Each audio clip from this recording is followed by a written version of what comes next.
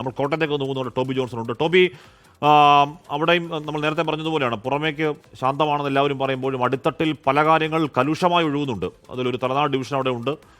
ഈ പറഞ്ഞ മുന്നണിക്കകത്ത് കൂടുതൽ സീറ്റുകൾ വേണമെന്നുള്ള ആവശ്യങ്ങൾ പല കക്ഷികൾ, രണ്ട് മുന്നണിക്കകത്ത് പല കക്ഷികൾ അങ്ങോട്ടും ഇങ്ങോട്ടും ഉന്നയിക്കുന്നുണ്ട്. ഒന്ന് ശാന്തമായോ, സെറ്റിലായോ അടിത്തട്ടിലെ കാര്യങ്ങൾ? ടോബി,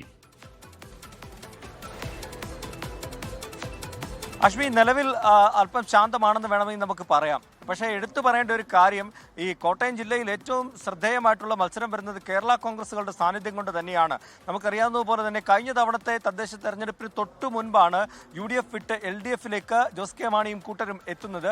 ആ സമയത്ത് പെട്ടെന്നുള്ള സീറ്റ് ചർച്ചകളും സീറ്റ് വിഭജനവുമൊക്കെയാണ് LDFിൽ നടന്നത്. അതുകൊണ്ട് തന്നെ താഴെത്തട്ടിൽ അണികൾക്ക് ഇഴുകിച്ചേർന്ന് പ്രവർത്തിക്കാനുള്ള ഒരു അവസരം അവർക്കുണ്ടായിരുന്നില്ല. അതിനുശേഷം ഇങ്ങോട്ട് നോക്കുകയാണെങ്കിൽ ആ തദ്ദേശ സ്വയംഭരണ തെരഞ്ഞെടുപ്പിൽ വലിയ മുന്നേറ്റം ഉണ്ടാക്കാൻ LDFിനും കേരള കോൺഗ്രസ് എമ്മിനും സാധിച്ചു.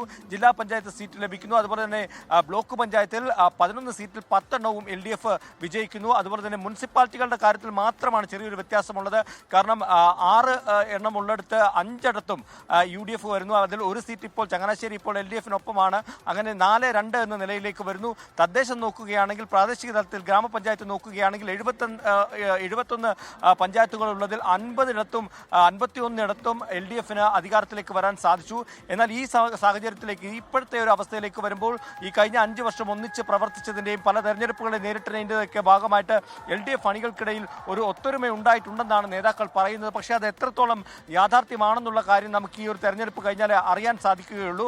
അതുകൊണ്ട് തന്നെ നിലവിൽ സീറ്റ് ചർച്ചകളിൽ നമ്മൾ ഏറ്റവും പ്രധാനമായിട്ടും കണ്ടത്, തലനാട് പുതിയൊരു ഡിവിഷൻ വന്നു. 22 ഡിവിഷനാണ് ഉണ്ടായത്. അതിൽ 23 ജില്ലാ പഞ്ചായത്തിലെ ഡിവിഷനുകൾ ഉയർന്നു. അപ്പോൾ ആ തലനാട് പഞ്ചായത്ത് ആർക്ക് വേണമെന്നുള്ള ചോദ്യമായിരുന്നു. കേരള കോൺഗ്രസ് ശക്തമായി അവർക്ക് വേണ്ടി വാദിച്ചു. കാരണം അവരുടെ ശക്തി കേന്ദ്രത്തിലുള്ള സീറ്റായിരുന്നു. അതിൽ ചില തർക്കങ്ങൾ CPI മുന്നോട്ട് വെച്ചു. അങ്ങനെ ആ സീറ്റ് ചർച്ച ഒരു 4 ദിവസം നീണ്ടുപോകുന്ന കാഴ്ച കണ്ട് ഏറ്റവും ഒടുവിൽ ആ സീറ്റ് കേരള കോൺഗ്രസ് എമ്മിന് നൽകാൻ തീരുമാനിച്ചു. അങ്ങനെ 10 സീറ്റുകളാണ് ഇത്തവണ കേരള കോൺഗ്രസിന് ലഭിച്ചിരിക്കുന്നത്. CPMന്, പ്രധാന കക്ഷിയായിട്ടുള്ള CPMന് 9 സീറ്റേ ഉള്ളൂ.